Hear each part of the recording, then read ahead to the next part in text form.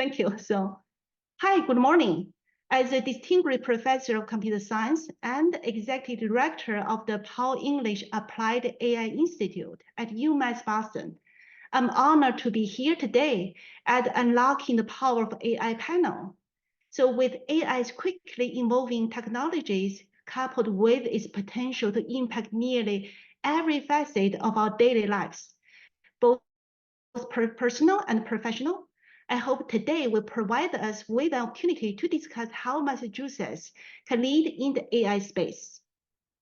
So for example, more than 80% of UMass Boston students will enter the local workforce upon graduation, and recognizing the ever-growing role AI will play in our lives here in the Commonwealth. We have already begun imagining ways to incorporate AI into our curricula.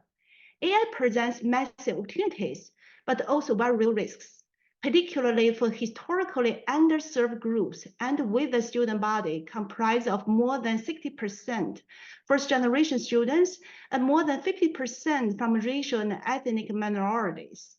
The university aims to equip them with essential AI skills to ensure those individuals and communities aren't left behind. At this panel, let's explore how other Massachusetts leaders like UMass Boston can work together to harness the power of AI to lead the way in shaping a brighter future for all. So I'm going to leave the floor to the moderator, Aaron Pressman. So Aaron, please. Hello and welcome on this rainy Thursday morning to one of the best panels of Tech Week, I would say, for the Boston Globe. We're going to discuss artificial intelligence. Artificial intelligence has been around since the 1950s, at least the term has, and it's meant many different things over that time. So we've gathered a really expert panel of people in the local area to discuss the ins and outs and ups and downs and perils and promise of artificial intelligence at this time in 2024. What's going on now? So I'll introduce them one by one. They can all turn on their cameras if they like. We're glad to have Andy Beck. He is the Chief Executive Officer and co-founder of Path AI. I think Andy started working with AI and machine learning over a decade ago when he was at Harvard Medical School, interested in how technology could impact healthcare outcomes. We're also very glad to have Secretary Yvonne Howe, Secretary of Economic Development for the Commonwealth of Massachusetts, but she is not a person who has spent her whole life in government. She has been at tech companies like Honeywell, PillPack. She was at Bain Capital, where she oversaw a lot of different companies. And finally, we are also very excited to have Emily Capodilupo from WHOOP. She is the Senior Vice President of Research, Algorithms, and Data. Another person who got interested in this when she was at Harvard and was researching circadian rhythms, I believe, but we'll hear more about that. I'd like to start off the panel maybe. We'll go around each of you. You know, this time we're really excited about AI, but we've been excited about AI before in the 1980s and the 1950s, even 10, 15 years ago. It's meant many different things. I wanted to ask each of the panelists to start out. Maybe I'll start, Andy, with you. You know, what are we talking about? What do we mean when we say AI today? Sure. I mean, I think broadly, there's two, and I think the initial AI was, things that that humans are doing. Can we use computers to augment it and make it even better? So, kind of, is it doing things that are intelligent, artificial, in the sense that they're encoded in a computational system? And always, how can we make the tasks we're doing today better, faster, cheaper? I think the other really exciting area that's perhaps more new is, can computers come up with ways of doing things that are even better or entirely different than what we had been doing previously, and entirely new discovery, new capability, new creation. I think there's a ton of excitement over generative AI because it just can create and allow so much experimentation at extremely low cost to discover new things. So I think doing what we're doing today better, and then just creating entirely new things that we had no appreciation of. Maybe for the history part, like in pathology where we're focused, it's been a super long-standing problem. So solving this problem with computers is not new. As you mentioned, the 1950s, people were starting to have these expert rules and systems to say a patient has these symptoms, what diagnosis do they most likely have? The way they would train those systems is they would talk to dozens of experts and get specific rules. They'd have these rule-based systems, like if the patient is this old and they have these symptoms, then they are likely to have this disease. None of those systems worked very well. Similar in pathology, there would be the examination of a microscopic image, if it has cells of a certain size, and it may be cancer. And the systems just were extremely costly, extremely slow, didn't work well. And in terms of what's new, it's not necessarily the input or the desired output that's new. It's just that these systems finally have started to work. And it's not really a mystery why they work. They're now trained on huge amounts of data with massive amounts of compute and great sort of web-based computational applications, so the outputs can reach users. So the desired inputs are the same, the desired outputs are the same, but just like those systems in the middle are entirely new and really like past 5 years. Emily, tell me a little about what Whoop is doing. You have a ton of data about how much we're all sleeping and running and jumping and all those things. What does AI mean over at Whoop? Yeah, so I guess similar to what Andy said, Whoop has been doing AI and machine learning for, all 12 years of our existence. And so these are certainly not new. I think the things that are new is that AI, particularly generative AI, which is where a lot of the hype is right now, has finally reached a point where, the chatbots are good enough and they're cost effective enough that we can start to think about how do we take our interface and like traditional app design where you have, Whoop decides what the right way is to look at this metric. Whoop decides what the right sentence is to explain this metric, and instead start to say, how can we make this feel more like you're chatting with the science team at Whoop and chatting with somebody who, can understand like, okay, like you have, a medical background, so I don't need to explain this, or you are totally new to this, so I need to explain this very differently. You're comfortable with technology, you're not comfortable with technology. You've been on Whoop for 2 years. I'm going to say something very different than if you're brand new. And so it lets us,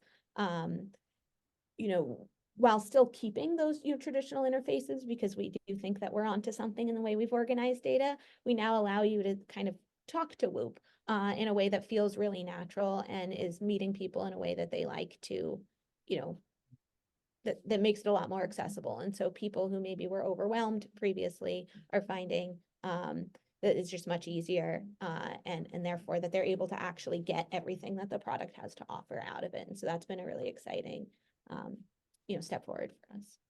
This whole idea of using AI as an easier interface to applications and data and stuff is just blowing me away. I don't know. I hope people in the audience had a chance to see what OpenAI showed earlier this week. You can now talk to ChatGPT, and it has a very conversational and somewhat emotional voice sometimes. Secretary Howe, how you were in the private sector. I don't know how much AI you did there, but now in Massachusetts, obviously it's a big part of your job. Tell me a little bit about what your perception is of what's exciting about AI in Massachusetts right now. Yeah, well, first of all, huge thanks, Aaron, and to the Globe for hosting this awesome tech week. And I just sat next to Andy at lunch the other day, and Emily, I saw you from across the room. It's an honor to be part of this amazing ecosystem that we have with such awesome leaders. As Aaron mentioned, my whole career up until now has been in the private sector. And recently I was the COO and CFO at PillPack, this online pharmacy startup. And Aaron, it was earlier days, it was several years ago, and the compute power and the algorithms weren't what they are now. But we did actually have a lot of conversations and a lot of kind of pilots and experiments with algorithms and machine learning and chatbots and automation. And the conversation we had at PillPack always was that we want to use this technology at the end of the day to do the right thing for customers. How can we improve quality? How can we make sure that it makes it easier for patients? And also, how do we make things better for our employees? And so the conversation we're always having is, this is not about like replacing people or about just automating everything. It's about figuring out what things are monotonous rote things that actually machine learning and AI and automation be better at from a quality and effectiveness standpoint, and also be better for employees. They don't want to be doing kind of this boring, mundane work anyways. And then how do you save the work that's really complicated and nuanced and requires empathy and some really good listening and complex problem solving? How do you free up time for humans to do what humans are good at? So we had a lot of those conversations. Now, flash forward a couple of years, I'm finding myself now in the state role, and I've been here for a year and a couple of months, and there's a real opportunity here. And similar to PillPack, the conversation we've had with the governor and with all of the folks in our state is, I think there's different approaches that governments are taking, state and federal. many states and many governments are taking this approach of AI is scary and we're afraid of it and we don't want it to take jobs and we are worried it's going to be unethical, and let's defend against it. Let's protect against it. Let's put it in a box and shove it under a rug and hope it goes away. And they want to play defense. That is really not Massachusetts. Here in Massachusetts, we are really good at technology. We're good at innovation. We're good at inventing things, and we're doing it not because we want to turn a quick buck or because we want to like create a cute video game. We do things in Massachusetts because we want to make the world a better place.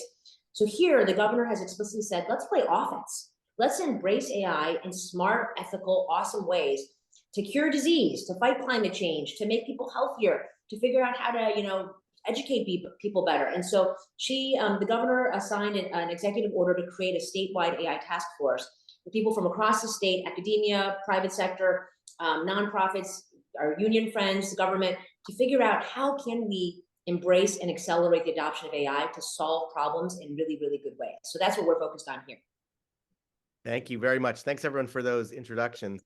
I think one place I wanted to start maybe with my two business people is about where AI exactly is coming from, because there are these big companies like OpenAI and Google that are doing things, but also we see startups that are inventing their own models and doing their own AI. So I'm interested both from Andy and Emily, like how much do you invent inside your own firm and how much are you using things that are coming from like the big tech companies?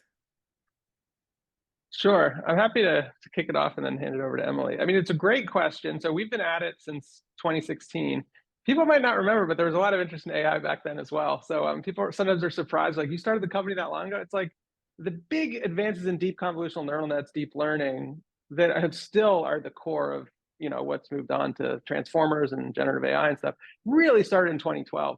So I actually did a PhD in machine learning back in 2011. So I saw the old world of support vector machines and other things where the big focus was, can you sort of engineer the best features and come up with the best features?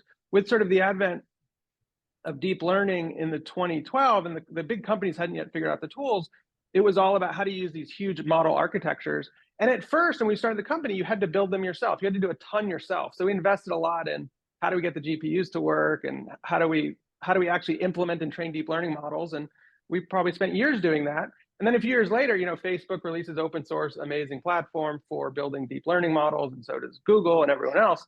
So then you quickly just move to the framework that's taking hold. So one is, when you start a company, you have to be very vigilant on that question and not just settle on one side, because often you build first and then you sort of partner later once these big horizontal players have figured out a solution that works horizontally. And I think that focus, and I think it will tie to Boston, say, versus the West Coast, is focus on horizontal versus vertical.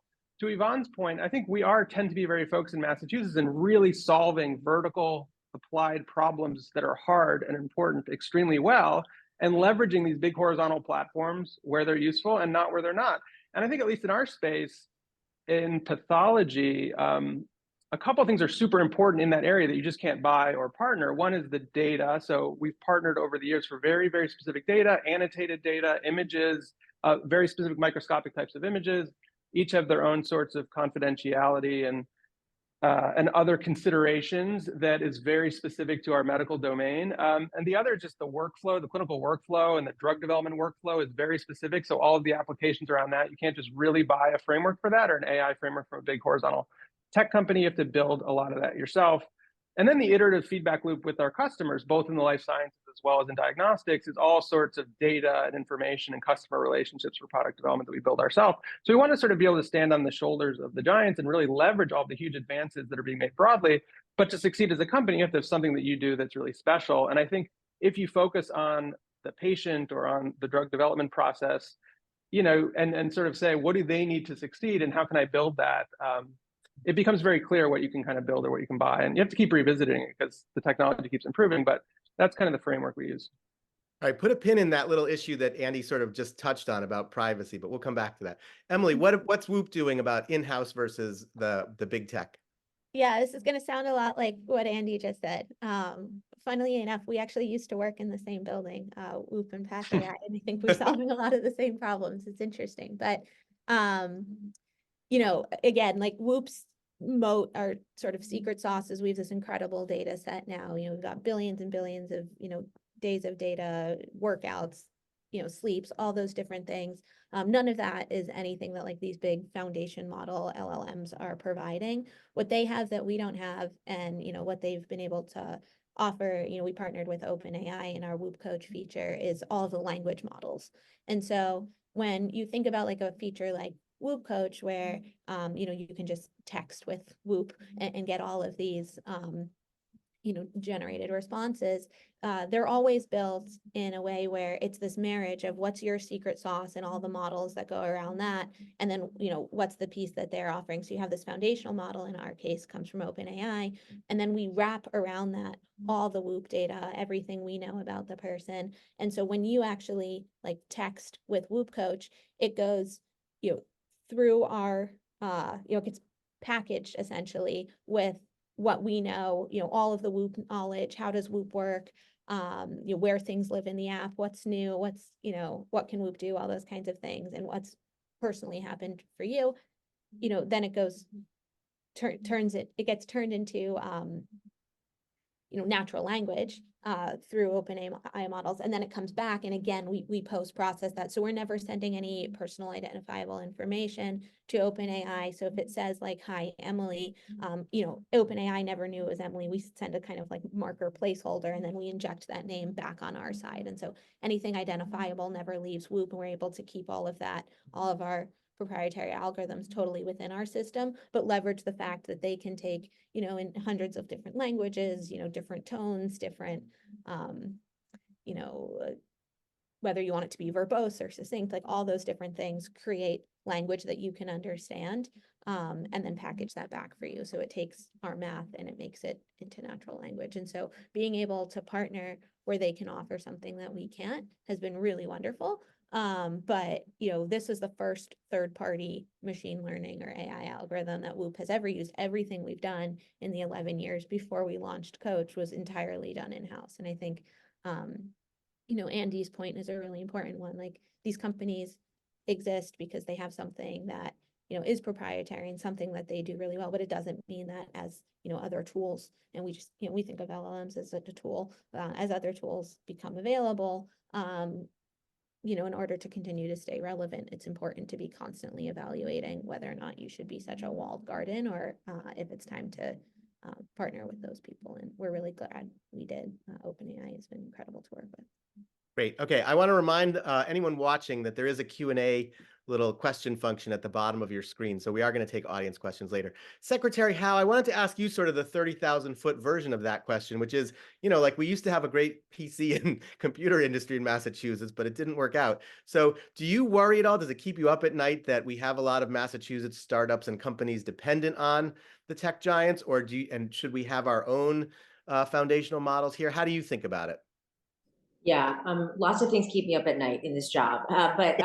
So, one thing I'm unlike Andy and Emily. I am not a, wicked smart technical person. So to me, I try to keep things very simple just to understand it. I think about AI having like different chunks when we talk about AI. So one chunk of AI is kind of the infrastructure that you have to make AI work. So that is the chips by NVIDIA and Qualcomm and AMD and all those folks. And they have a pretty big head start. So I don't think Massachusetts is going to necessarily catch up, and I'm not sure that's where we have a right to win. And they're kind of almost monopolies or oligopolies in a lot of ways. And then there's also all the servers that go into it, and similarly, and so there's that's one chunk is the infrastructure. And I don't know if that's where Massachusetts kind of excels. A second chunk is these horizontals that we we're all talking about, kind of the kind of OpenAI horizontal models. And again, people have poured billions and billions of dollars into these kind of horizontal models. There's some innovation going on now with Liquid and different new horizontals emerging, but there are folks who've been working on that for a long time. And the third chunk, which I think we are the most excited about, and to Andy's point and Emily's point, is what we've been good at in Massachusetts, is we're good at solving problems that are very specific to industries and specific use cases. And we're in very early innings in this third bucket of how do you take all of that infrastructure, all of the horizontal models, and then apply it to specific issues to solve real problems and create real value. And that's what Whoop and Path AI are doing, and that's what so much of our ecosystem is doing here. And to me, there's two different opportunities. One is we have so many large leading players in life sciences, in hospitals, in education, in financial services. How do we make sure that those leading companies are leading in their use of AI in great ways to solve these problems? And I think there will be a new generation of startups. There will be the next Googles and Metas and Amazons and things emerging that are AI centric, that are focused on these industries. How do we ensure that Path AI is the next one of those companies, and Whoop is the next one of those companies from here in Massachusetts?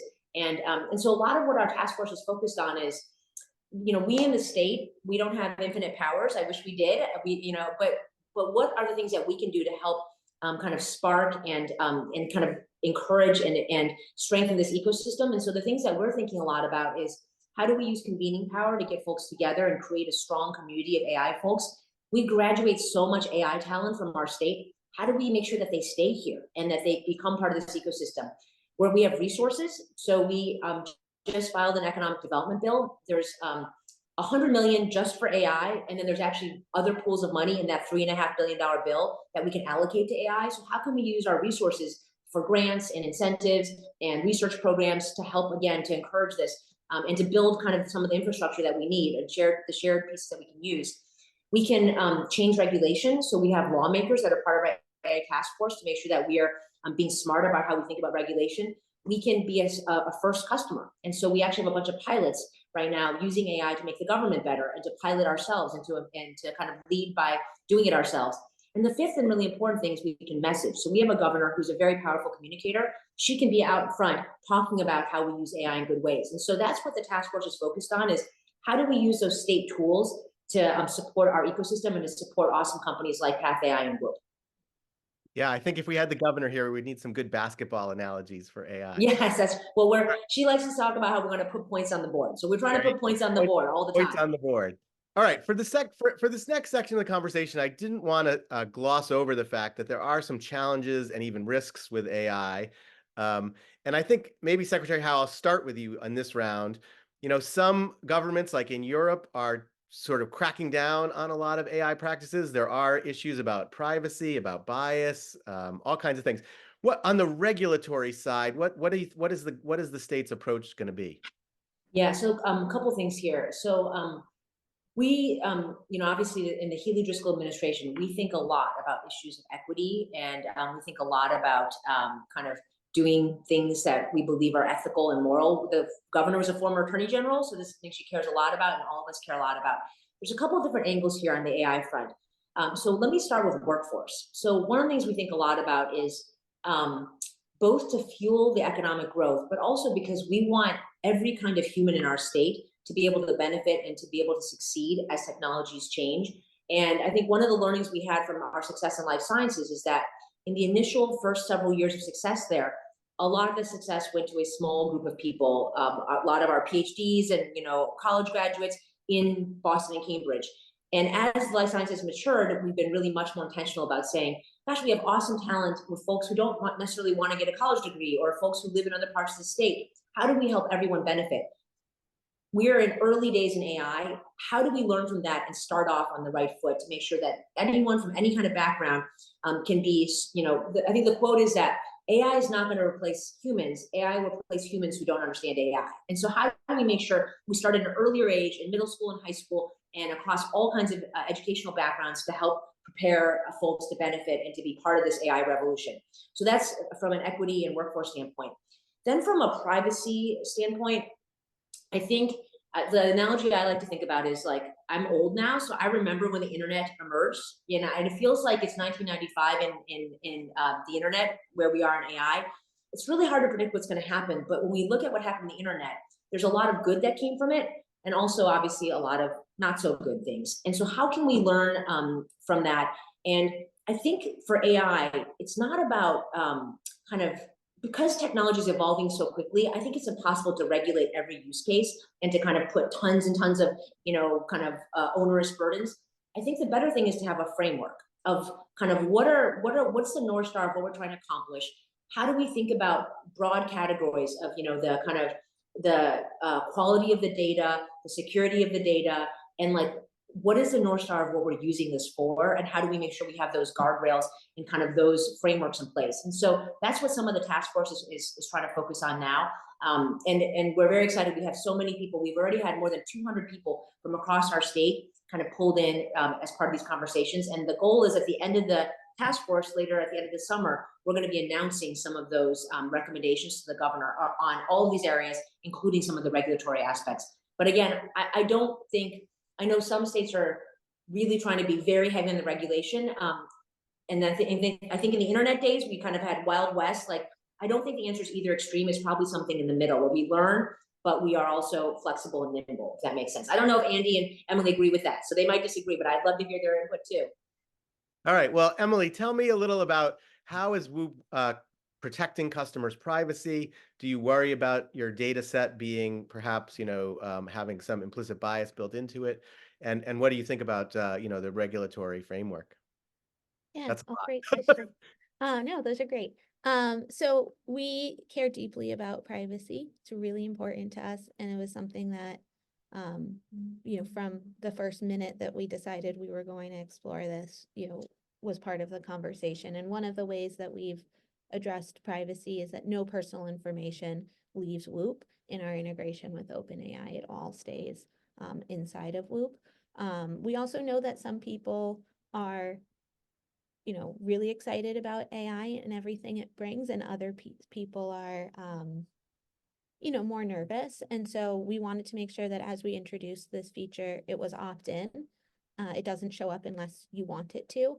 And all of WHOOP, which was incredible before WHOOP Coach, still exists, all that same functionality, with WHOOP Coach on the side. So if you don't like it, it weirds you out, you're not ready for it, it doesn't get in the way if you opt out of it. So we created that option, but it is really important, and we do want all of our members to know that none of your personal information is leaving. We have a 0 data retention agreement with OpenAI, so they're not training on any of our information. They don't have the ability to do that, and we really appreciate their flexibility and willing to give us that.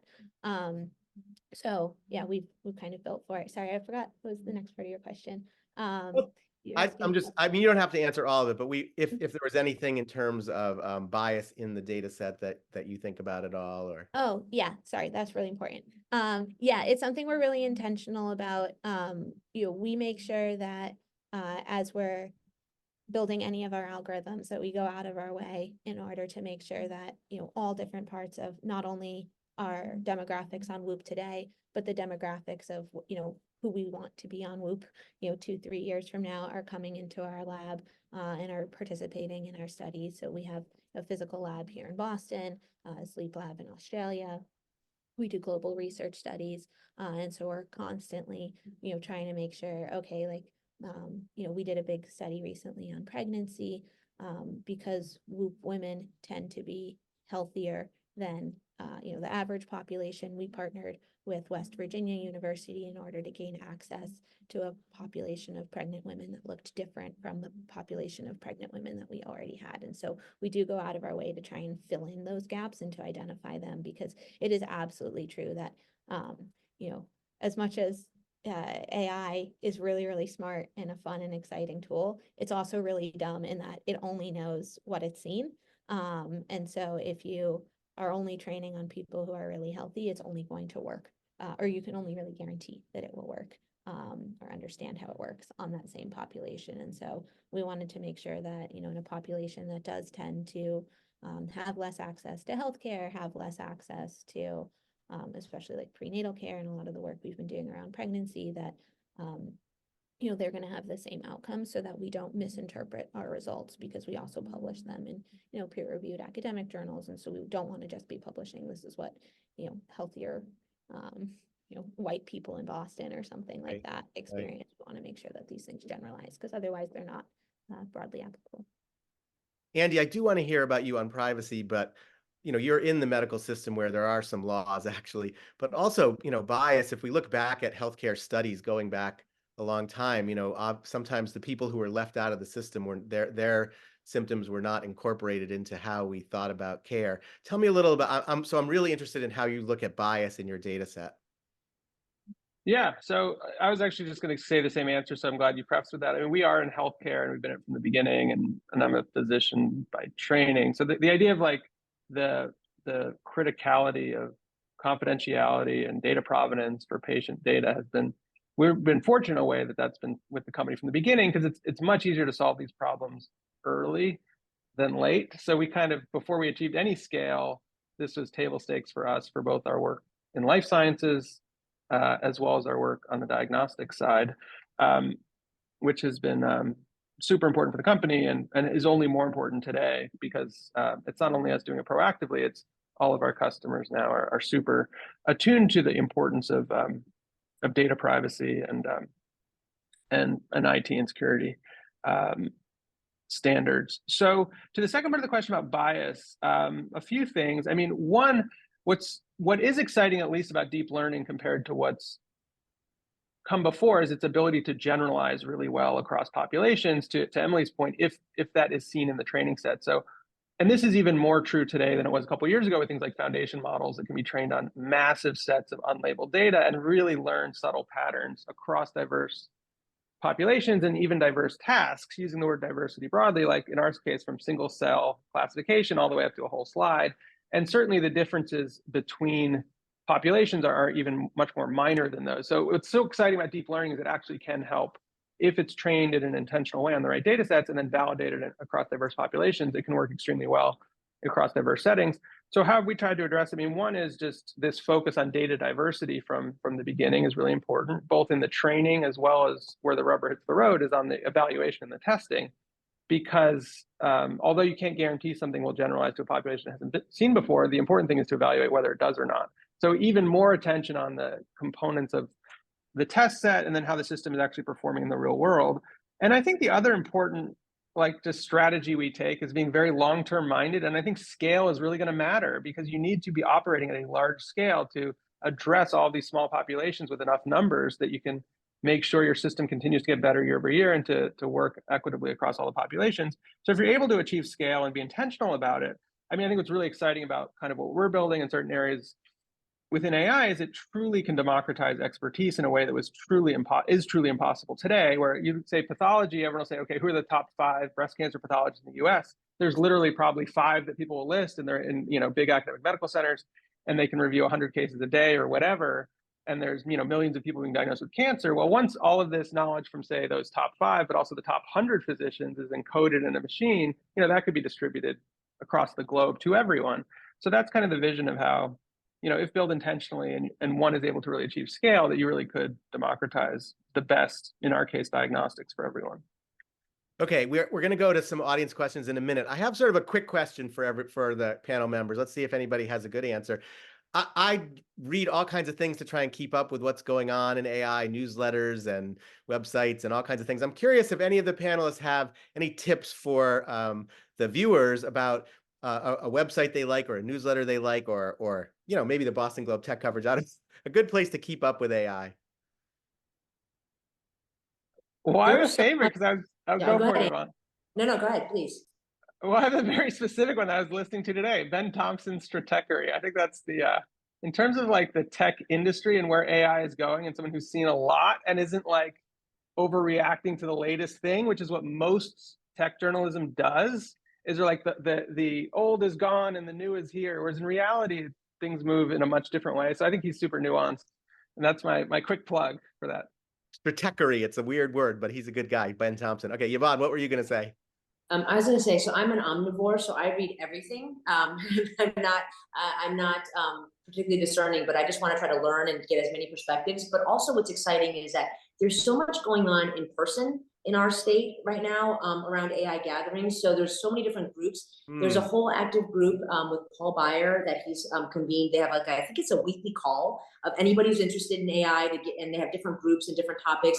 They had a conference maybe a couple weeks ago where they had over 2,000 people attend. And there's also going to be a big jobs fair later this summer. There's another group, I think it's Value Creation Labs, where they're also doing a ton of different gatherings and different salons around AI. There's a group at MIT, there's a group at Harvard, there's a group at Northeastern, there's a bunch of student groups. And so I also just think it's fun to be able to now get together in person and to brainstorm and debate and to meet other people who are thinking about this. And so, so that's in addition to all the reading, I'm loving the in-person kind of energy from this. I love that suggestion. Emily, anything you want to point out? Those are great suggestions so far. What I've found has been really fun for me is looking at companies that are doing good things, figuring out what technology they're doing, and almost going backwards from like, what are my favorite, angel investors, like the Engine out of MIT. Okay, what companies are they investing in, and then what kind of, AI are they doing? Because it's moving so quickly that it's hard to recommend a book because it'll be outdated super quickly. There are a couple that I think are really important. I think anybody who's getting started in this space would do themselves and everybody else a huge service if they started by really understanding the problems around bias in AI. Because as much as the space is really exciting, there's some scary things too. And there are places where we've rushed into it, like, facial recognition software that has been used by police departments and disproportionately misidentifies people of color. That's a problem. And I think you should take some time to educate yourself on that, before entering the space, even if that's not the application that you have in mind, but kind of beyond some of those broader issues that I think people should educate themselves on. I think it's just like, go look at what the cool companies are doing and then work backwards from there, kind of Googling how they're doing that, because the space is moving so fast. That's a great And suggestion. maybe the one thing to add on that I didn't mention, just in terms of the questions about kind of podcasts or things to read. I mean, just using these tools, to both what Yvonne and Emily said, we're so lucky that everyone now has an internet connection. Almost any good AI tool, you can actually play with it and download a free version. And that's when you really learn the limits, but also the potential. So that's definitely the number one suggestion I would say, is playing with these tools. That's a great suggestion. Like, you can create personal GPTs really quickly, like on top of OpenAI or others, and do little tasks for you. We just spun one up in order to help with a road mapping task and kind of decouple different dependencies we were sorting through and figuring out if we could staff the project. And so these things are pretty accessible if you want to just take an afternoon and start playing. That's amazing. I love all those suggestions. All right, we have some questions lined up from the audience. The first one is for Secretary Howe, I think. How can or should local early stage AI startups engage with the Massachusetts government? We would love that. Well, first of all, I always say to every business I meet with, and including startups, but also including big companies and farms and hairdressers and everybody else, that I'm a business person, so I've been in business a long time. And when you're in business, you always focus on your customer and why you exist. What problem are you trying to solve for your customer?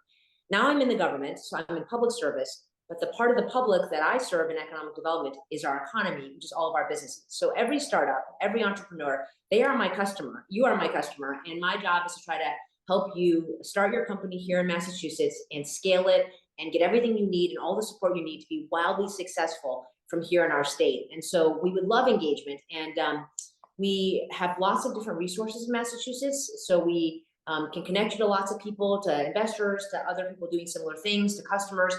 We have lots of different programs around tax incentives and helping you find space, helping you find talented employees, helping you figure out how to navigate all of the different parts of the state. And so we're happy to be helpful, and we love engagement.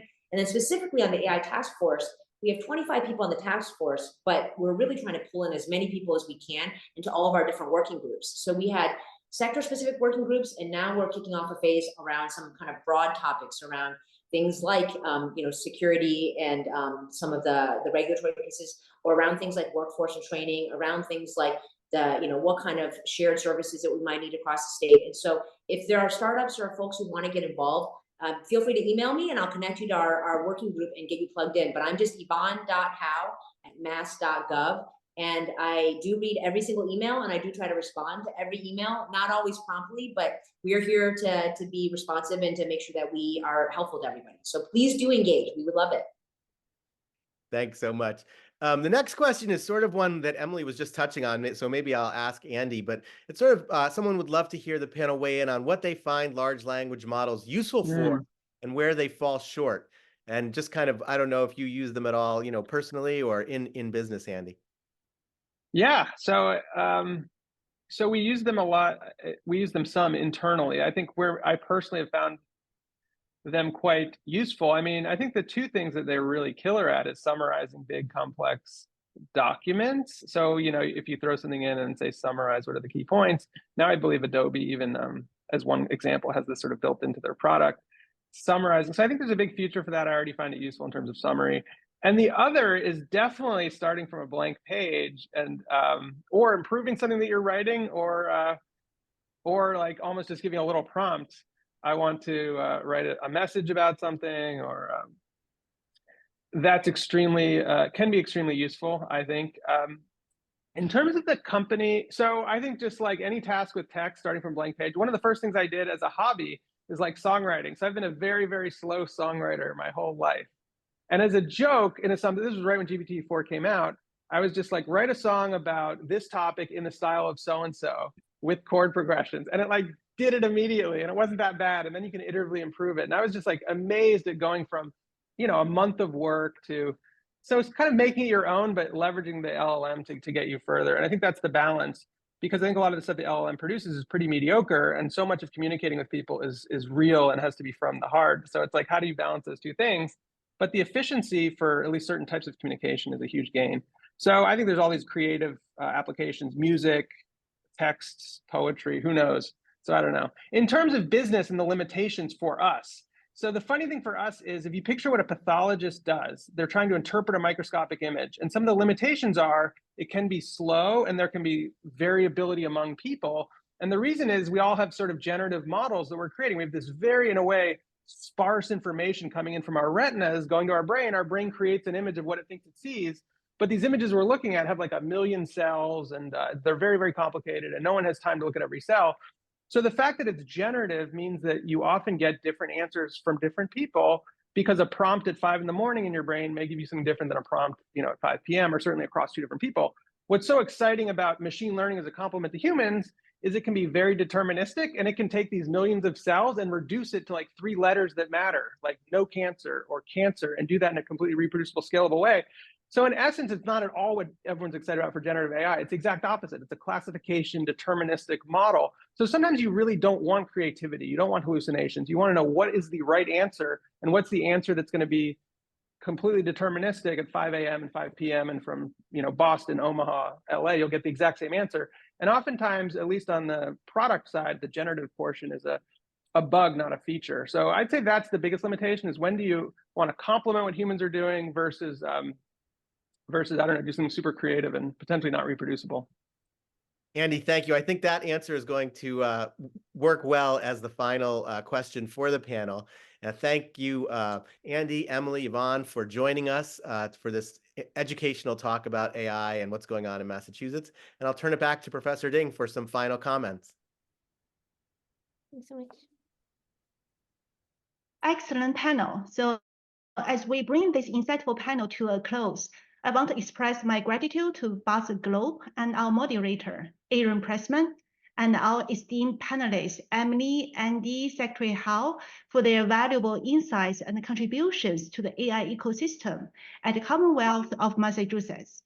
So as we conclude, I'm reminded of the pivotal role that education and accessibility play in ensuring that everyone has the opportunity to benefit from AI. So thanks for the generous investment by Paul English. UMass Boston remains steadfast in our commitment to democratize access to AI education and empowering the next generation of AI leaders. So together, let's continue to harness the power of AI to create a brighter, more inclusive future for all. So I look forward to continuing the conversation and collaboration in the days ahead. Thank you so much.